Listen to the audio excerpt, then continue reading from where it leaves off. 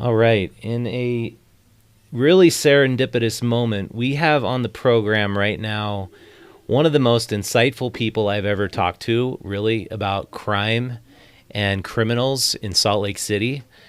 This is Terry Lewis, and Terry was in the Probation, parole, APMP.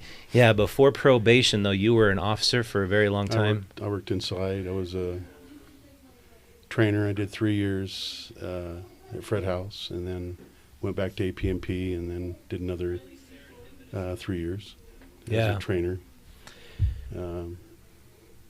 Pre-service, in-service. Yeah, it was a good gig.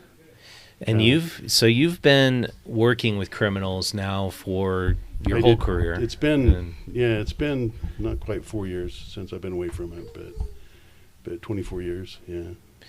And mental health, about 3, but anyway. Yeah, and crime and mental health, they're often, overlapping.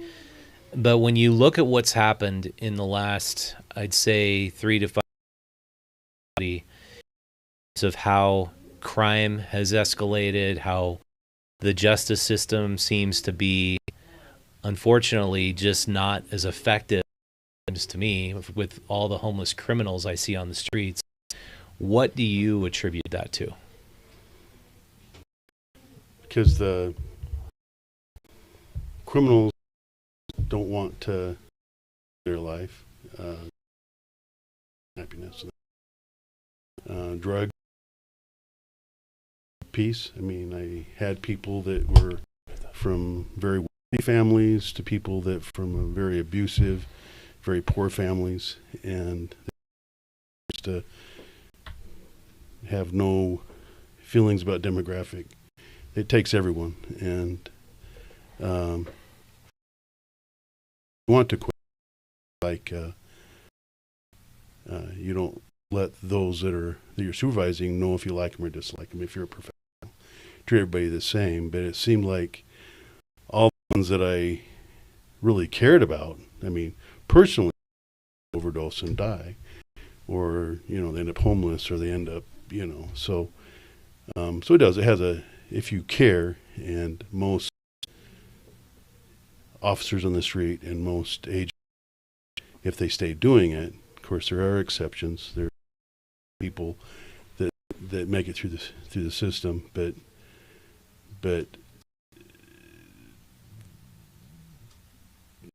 it's hard on them. It's hard on them having to try to help people change, and they don't.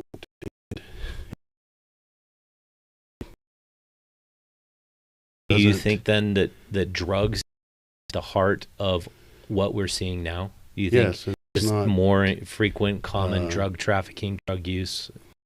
Yeah, and it's killing them.